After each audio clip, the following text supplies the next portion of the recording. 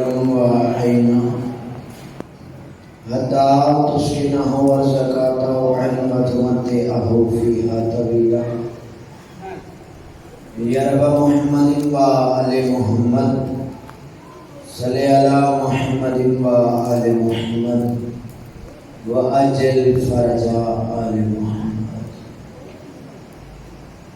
أعوذ بالله السميع العليم من الشيطان اللعين الرجيم. بسم الله الرحمن الرحيم. الحمد لله رب العالمين والصلاة والسلام على سيدنا ونبينا وشفينا وطبيب قلوبنا مولانا مقتدانا ابی القاسم محمد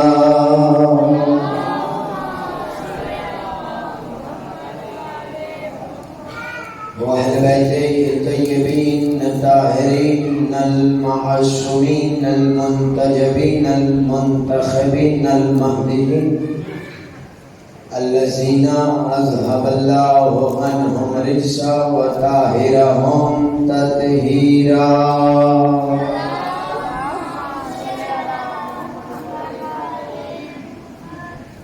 ولعنة الله على أعدائهم ملعونين أجمعين من يومنا هذا إلى يوم الدين. أما بعد فقد قال الله تبارك وتعالى في محكم كتابه المجيد وفرقانه الحميد وهو أصدق الصادقين. بسم الله الرحمن الرحيم. إن الله وملائكته يصلون على النبي يا أيها الذين آمنوا صلوا عليه وسلموا تسليما.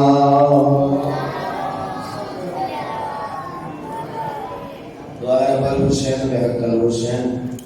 میرا مالک آپ سب کا اس سفیدہ پہ آیا اپنی بارگاہ میں قبول اور منظور فرمائے. رب کونین سید کونین کے صدقے میں کسی عزدار کو کسی کمی میں کا محتاج نہ فرمائے. مالک بانیان مجالس کے رزق عزت بخت میں اضافہ فرما. میرے بادشاہ جو حاجت لے کے اس عزت والے دربار میں آیا کسی کو بھی خالی ہاتھ واپس نہ بھیجنا.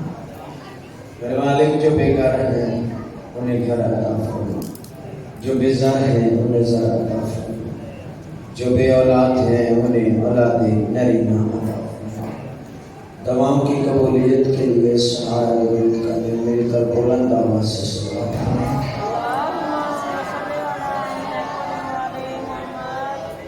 صاحبان بزم معرفت موالیان حیدر قرار.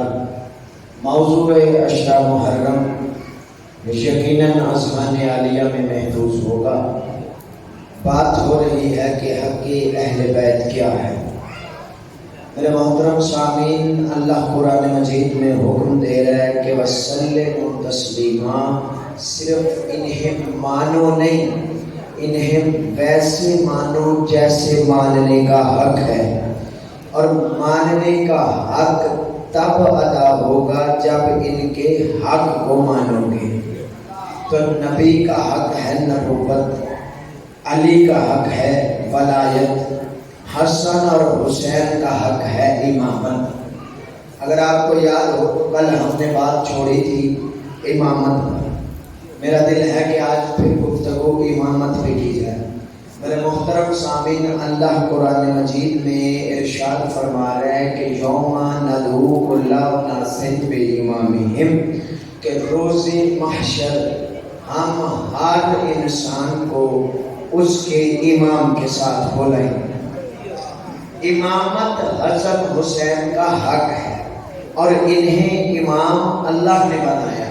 اور کوشش کرنا تمہارا امام وہ ہو جسے اللہ نے امام بنایا ہو. آغاز ہے، جڑ جائیے گا. میں بات اپنے موضوع کو پھر مکمل کروں گا. سمجھانا مقصد ہے، شور مچانا مقصد نہیں. میرے محترم سامعین، اللہ امامت عہدہ عطا کرتا ہے. اور انسان کو اللہ نے ہدایت لینے والا بنا کے بھیجا ہے، امام کو ہدایت دینے والا بنا کے بھیجا ہے۔ اب انسان کو اللہ نے ہدایت لینے والا بنایا، اب انسان ہے ہدایت لینے والا۔ جب ہدایت لینے والا وہ اللہ بنا رہا ہے تو ہدایت دینے والا بندے کیسے بنا سکتے ہیں؟ اللہ میرے محترم سامعین، انسان کو اس دنیا میں بھیجا ہدایت لینے کے لیے۔ اب انسان کو امام ماننا ہے، بنانا نہیں ہے۔ بنانا اللہ کا کام ہے۔ اگر انسان اس دنیا میں آ کے اپنا رہبر، اپنا رہنما، اپنا امام اسے نہیں مانے گا جو منصوص من اللہ ہوگا، جو عالم علم لدنی ہوگا، جو خطیب منبر سلونی ہوگا، جو کل ایمان ہوگا، جو کلمۃ الرحمان ہوگا، جو مفسر قرآن ہوگا، جو خطیب منبر سلونی ہوگا، جو عالم علم لدنی ہوگا، اگر جو جناب امیر ہوگا، جو مولا غدیر ہوگا، اگر انسان ایسے امام کو اپنا امام نہیں بنائے گا، وہ کسی اور کو اپنا امام بنا لے گا، تو یاد رکھے زمانہ، نہ وہ امام بخشا جائے گا، نہ وہ غلام بخشا جائے گا۔ سلامت رہے، بلند کرے حیدری۔ نہ وہ امام بخشا جائے گا، نہ وہ غلام بخشا جائے گا۔ میرے محترم سامعین، معزز سامعین، امام اللہ بناتا ہے۔ امامت عہدہ ایسا ہے کہ یہ اللہ عطا کرتا ہے اور امام اللہ بناتا ہے۔ دین اللہ کا ہے تو امام بھی اللہ کا ہوگا۔ اللہ نبی بھیجتا ہے، نبی دین پہنچاتا ہے، امام دین بچاتا ہے۔ سب سے مشکل کام ہے کسی چیز کی حفاظت کرنا اور بالکل ویسے اس چیز کو رہنے دینا جیسے وہ ہو۔ یعنی نبی دین پہنچاتا ہے، امام دین بچاتا ہے، اور امت کو یہ حق نہیں کہ وہ امام بنائے۔ امت نے امام بنانا نہیں، ماننا ہے۔ بنانے کا اختیار اللہ کے پاس ہے۔ امت کا کام ہے امام کو ماننا، اور مذہب شیعہ خیر البریہ پاک جعفریہ حسنہ عشریہ، خدا کی قسم منبر پہ کھڑا ہو کے قسم اٹھا کے کہہ رہا ہوں، واحد ہے شیعہ قوم جس نے 12 امام مانے ہیں، بنائے نہیں۔ اللہ اکبر، سلامت رہے۔ 12 امام مانے ہیں، بنائے نہیں۔ خدا کی قسم ہمارے 12 امام ہیں۔ میں نے کل بھی عرض کیا تھا، ادھر 4 امام ہیں، 4 اماموں کا نہ قول ملتا ہے، نہ فعل ملتا ہے، نہ شریعت ملتی ہے، نہ طریقت ملتی ہے، نہ نماز ملتی ہے، نہ وضو ملتا ہے، نہ روزہ ملتا ہے، نہ اذان ملتی ہے۔ ہمارے امام 12 ہیں، 12 کے 12 کا قول ایک ہے، فعل ایک ہے، نماز ایک ہے، وضو ایک ہے، زکوٰۃ ایک ہے، حج ایک ہے، فعل ایک ہے، خون ایک ہے۔ اور خدا کی قسم ہمارے 12 امام ہیں، اور 12 کے 12 محمد ہیں۔ 12 امام ہیں اور 12 کے 12 محمد ہیں۔ ہمارا پہلا بھی محمد، ہمارا آخری بھی محمد۔ پہلا محمد وہ ہے جس کے بارے میں اللہ نے کہا تھا، اے محمد اگر تجھے نہ بناتا تو کائنات کی کوئی چیز نہ بناتا۔ آخری محمد وہ ہے، جب تک آئے گا نہیں قیامت نہیں آئے گی۔ تو جھنگی شاہ خاکی میں جملہ کہنے دو، ہمارا پہلا محمد نہ ہو تو کائنات بنتی نہیں، آخری محمد نہ ہو کائنات بچتی نہیں۔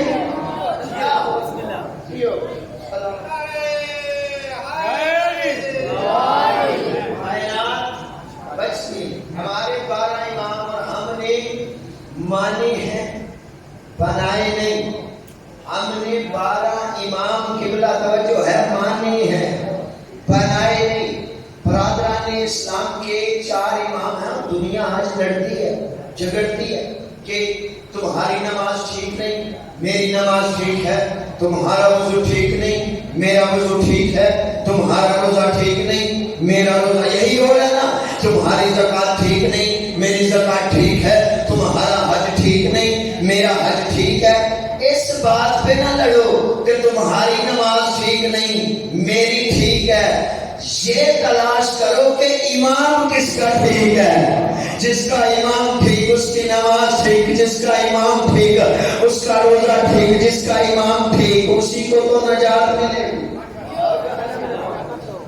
جس کا امام ٹھیک ہوگا تلاش کرو امام کس کا ٹھیک ہے.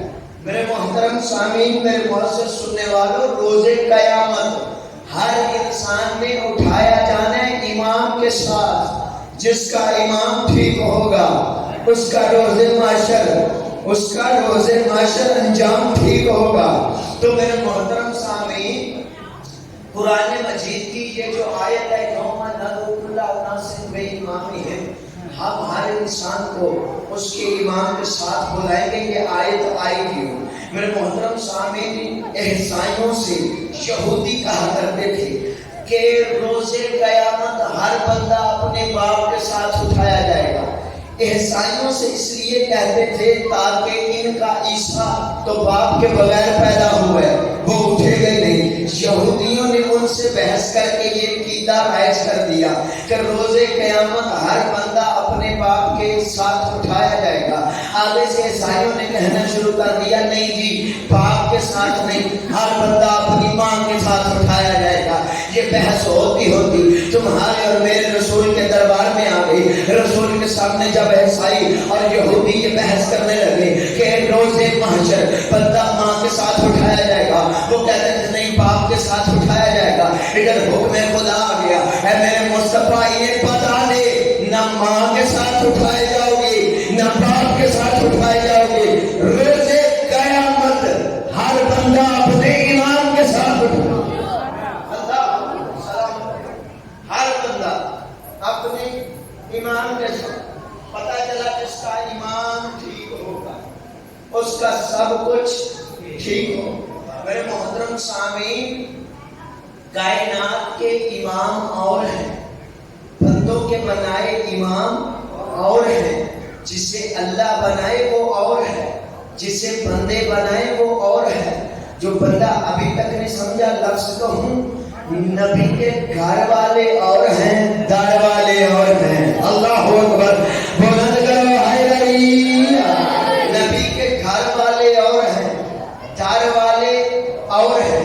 اب میرے محترم سامعین، امام مسجد کا بھی امام ہی ہوتا ہے، لیکن وہ کائنات کے امام کے برابر نہیں ہو جاتا. اور مسجد کا امام بھی ہر بندہ نہیں بن سکتا، اس کے لیے بھی شرطیں ہیں. بالغ ہو، عاقل ہو، عالم ہو، مرد ہو، شیعہ اسنا اشری ہو، 12 اماموں کا ماننے والا ہو، اور آخری شرط ہے حلال زادہ ہو. اللہ اکبر. یہ سنی شیعہ نہیں، شریعت کی بات کر رہا ہوں. مسجد کے امام کے لیے ضروری ہے کہ وہ حلال زادہ ہو. اب پتہ کیسے چلے؟ ہم یہ دیکھ سکتے ہیں عالم ہے کہ نہیں، یہ پتہ لگایا جا سکتا ہے. عالم ہے کہ نہیں، یہ علم سے اس سے بات کر کے اس کے علم کا اندازہ لگایا جا سکتا ہے. اس کے عادل ہونے کا اندازہ لگایا جا سکتا ہے. اس کے عالم ہونے کا اندازہ لگایا جا سکتا ہے. مرد ہے دیکھا جا سکتا ہے، لیکن حلال زیادہ ہے، اس کا پتہ کیسے چلے گا؟ تو شہید علامہ ناصر عباس قبلہ کہا کرتے تھے جب بھی کسی مسجد میں جاؤ تو جا کے مولوی سے فوراً کہو یا علی مدد. اگر جواب دے حلال زیادہ، نہ دے حرام زیادہ. بلند کرو حیدری. اب مسجد کا امام بھی ہر بندہ نہیں بن سکتا، یعنی جو عالم ہوگا وہی بنے گا. اور دنیا کا بنایا امام اور ہوتا ہے، کائنات کا بنایا امام اور ہوتا ہے. اب میرے محترم سامعین، مسجد کسے کہتے ہیں یہی بتانا چاہتا ہوں. آخری دن ہے، میں تو چاہتا ہوں کہ کچھ نئی باتیں آپ کے حوالے کی جائے. جنگی شقاقی میں اب میں نے خطابت منوا کے کیا لینا ہے، بچے جتنا تھا جب سے اب میں پڑھ رہا ہوں، کچھ اسکیل میں علی لے لو. مسجد کسے کہتے ہیں؟ تو میرے محترم سامعین، انسان کے 7 اعضاء ہیں، 7 اعضاء جس زمین پہ لگ جائے وہ مسجد ہوتی ہے. مسجد کے لیے ضروری نہیں عمارت ہو، گنبد ہو، عمارت ہو، قالین بچھا ہو، چٹائی بچھی ہو، خوبصورت کھڑکیاں لگی ہوں، گنبد بنا ہو تو وہی جگہ مسجد ہوتی ہے. نہیں، ہر وہ جگہ مسجد ہے جہاں انسان کے ساتھ اعضاء لگے. کون کون سے؟ پیشانی، ہتھیلیاں، گھٹنے اور پاؤں کے دونوں بڑے ناخن. جہاں یہ لگ جائیں زمین پہ سجدے کی حالت میں وہ جگہ بن جاتی ہے مسجد. توجہ رہے تو پڑھنا میرا کام ہے، سمجھنا آپ کا کام ہے. میرے محترم سامعین، جہاں عام انسان سجدہ کرے وہ عام زمین مسجد بن جاتی ہے. جہاں عام انسان سجدہ کرے وہ عام زمین مسجد بن جاتی ہے. آپ سمجھ میں آیا علی نے کعبہ کو قبلہ کیسے بنا دیا؟ جہاں عام انسان سجدہ کرے وہ جگہ مسجد بن جاتی ہے. جہاں امام سجدہ کرے وہ کعبہ قبلہ. اللہ نہیں، پگڑی والا نعرہ نہیں، بلند کرو حیدری. جہاں امام سجدہ کرے وہ کعبہ وہ کعبہ قبلہ بن جاتا ہے. میرے اندر لفظ ہے، میں چھپاتا نہیں. جہاں انسان سجدہ کرے، جہاں انسان سجدہ کرے وہ جگہ بن جاتی ہے مسجد. یہ سادے لوگ ہیں پنڈ میں، میرا اپنا ڈیرا عثمانہ باجوہ میں. ہم نے وہاں پہ چھوٹی سی جگہ اکثر ڈیروں پہ بنائی ہوتی ہے کہ یہاں مسجد ہے جی، یہاں نماز پڑھی جائے گی. میری آنکھوں کی دیکھی بات ہے. اب تو چلو دور تھوڑا تبدیل ہو گیا. پرانے وقتوں میں یہی ہوتا تھا کہ ڈیروں پہ تھوڑی سی جگہ مخصوص کی جاتی تھی اور وہ تھوڑی سی جگہ صاف ستھری ہوتی تھی اور مٹی پہ بزرگ سجدہ کرتے تھے اور ہمیں کہا جاتا تھا بچوں یہاں نہیں بیٹھنا، یہ مسجد ہے. پتہ چلا جہاں انسان سجدہ کرے وہ جگہ مسجد ہو جاتی ہے. جہاں امام سجدہ کرے وہ کعبہ قبلہ ہو جاتا ہے. ایک اور دلیل دو، جہاں امام سجدہ کرے وہ خاک نہیں رہتی، خاک شفا ہو جاتی.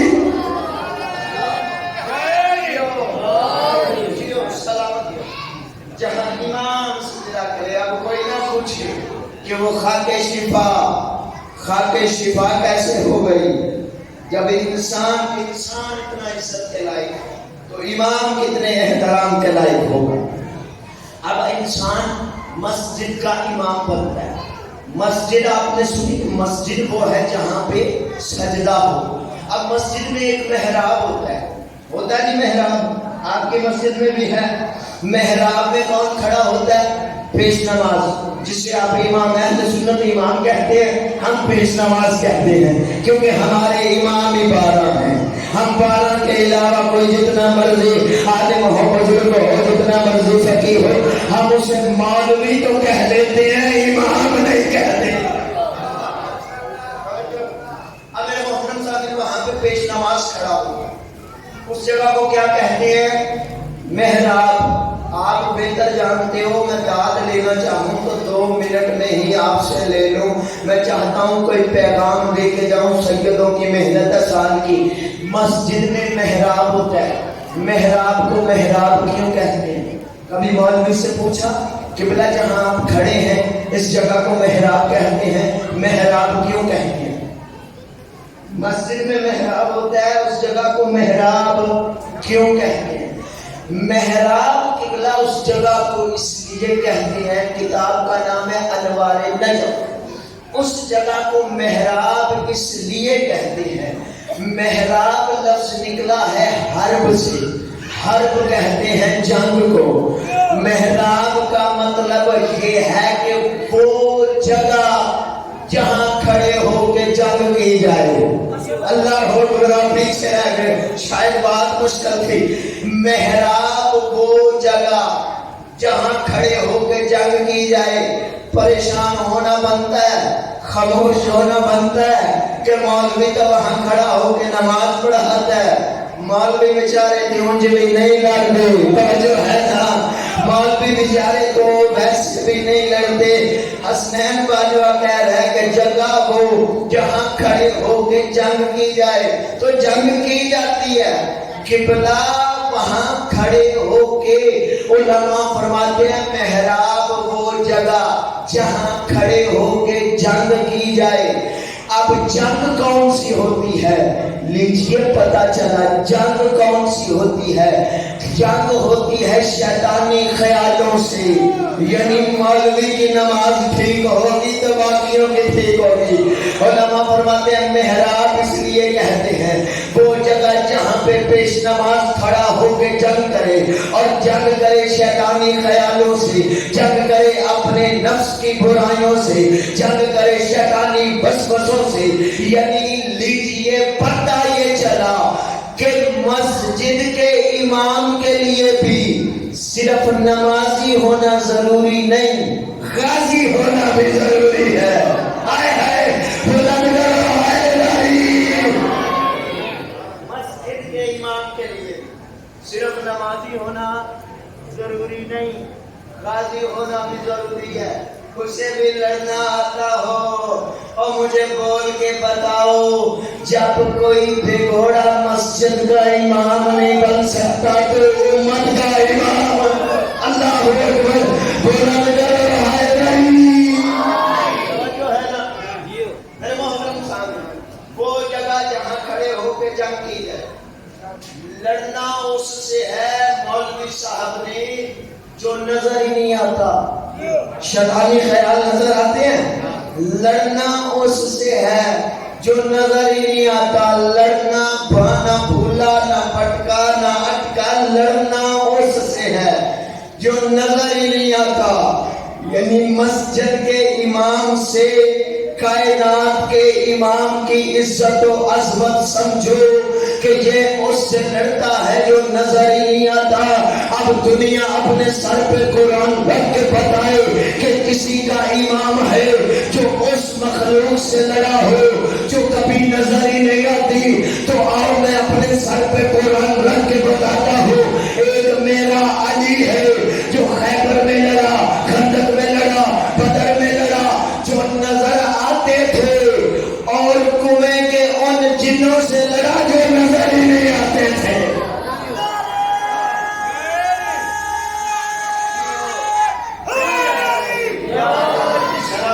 कुएं के उन जिन्नात से लड़ा जो नजर ही नहीं आते थे, जो नजर ही मेरे मौला जो नजर ही नहीं आते थे। अब नबी को इत्तला मिली कि या रसूलल्लाह मदीने के बाहर एक काफिरों का लश्कर आ रहा है। रसूल ने कहा इससे पहले कि वो आए हम मदीने से बाहर जाते हैं और उन्हें वहां जाके रोकते हैं।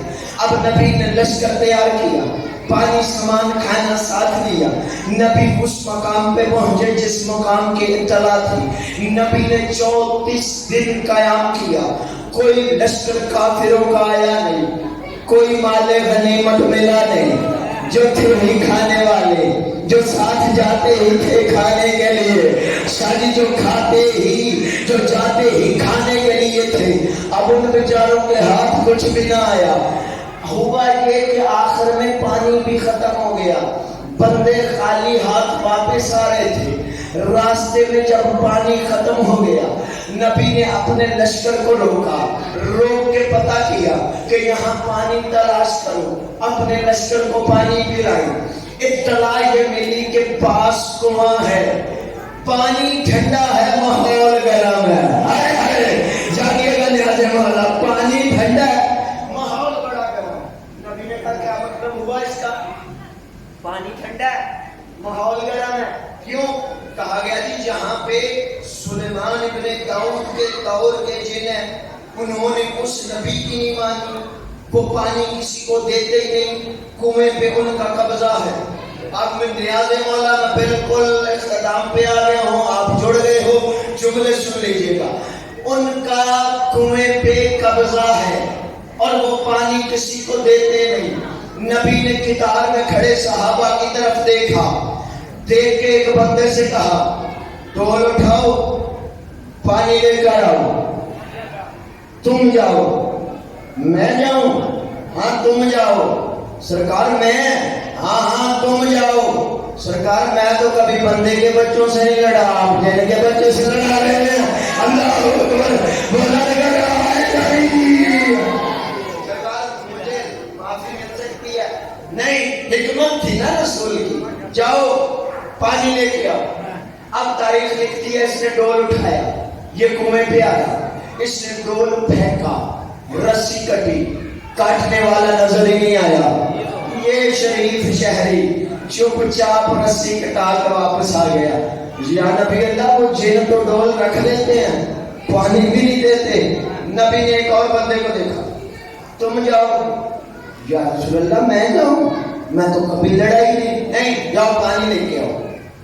بندے 8 بھیجے نبی نے، مختلف 8 بندے تاریخ میں نام ہے، میں نے لینے نہیں۔ اللہ اکبر، نبی نے بھیجے 8 بندے، جاتے ڈول کٹواتے چپ چاپ واپس آ جاتے، جاتے ڈول کٹواتے چپ چاپ واپس آ جاتے۔ جب 8 بندے واپس آ گئے، نبی نے ایک مرتبہ لشکر کو دیکھ کر کہاں ہے علی؟ اللہ اکبر، توجہ نہیں آپ کی، کہاں ہے علی؟ یا علی جاؤ پانی لے کے آؤ۔ علی نے ڈول نہیں، علی نے تلوار اٹھائی۔ آئے ہائے ہائے، علی نے تلوار اٹھائی، علی نے ڈول نہیں اٹھایا۔ علی تلوار لے کے چلنے لگے۔ اب حاسد بھی تو تھے نا، وہ ایک دوسرے کو کہنے لگے دیکھو نا علی جا رہا ہے، اور ان سے لڑنے جا رہا ہے جو نظر ہی نہیں آتے، ان سے لڑنے جا رہا ہے جو نظر ہی نہیں آتے۔ آج دیکھنا علی، آج علی جنگ فتح نہیں کر سکے گا، آج علی کی تلوار بھی چھن جائے گی اور چھیننے والا نظر ہی نہیں آئے گا۔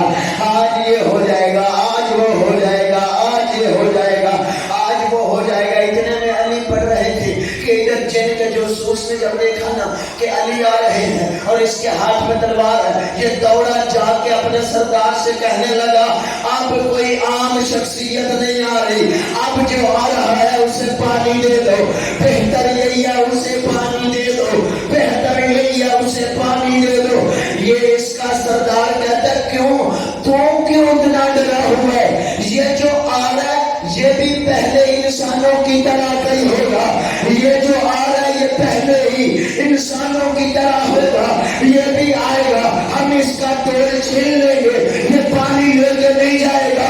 یہ دیکھ کے کہتا ہے اسے عام نہ سماج، اس کے ہاتھ میں ڈول نہیں، اس کے ہاتھ میں تلوار ہے، اور یاد رکھ یہ محمد کا ہم نشین نہیں، محمد کا جان نشین ہے۔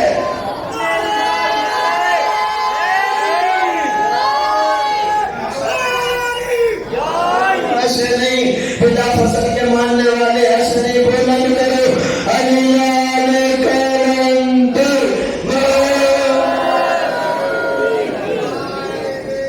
اللہ توجہ ہے، جو آ رہا ہے تلوار لے کے آ رہا ہے، آگے تو ہم پانی نہیں دیں گے۔ کسی آخری جملہ توجہ، مسائل مینٹل پڑھوں گا، میرا بھائی ہاتھ پڑھے گا، وقت بڑا مختصر ہے، مجبوری نہ ہوتی، آپ بہتر جانتے ہو۔ حسنین باجوہ جب پڑھنے پہ آئے تو پھر پڑھتا ہے۔ میرے محترم سامعین، ہم پانی نہیں دیں گے، تلوار بھی چھین لیں گے، ہم کون سا سے نظر آئیں گے؟ جب علی پہنچے کنویں پہ، علی نے جا کے جب مولا کائنات کھڑے ہوئے تو یہ آواز دے کے کہتا ہے کہ ہم پانی نہیں دیں گے۔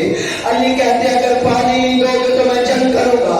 یہ ہنس کے کہتا ہے اس سے جنگ کرو گے جو نظر ہی آتے۔ علی کے چہرے پہ جلال الہی آیا۔ علی دے کے کہتے ہیں کم ظرف، تو کب سے اللہ کے سامنے ہے، تو کب سے اللہ کے سامنے ہے۔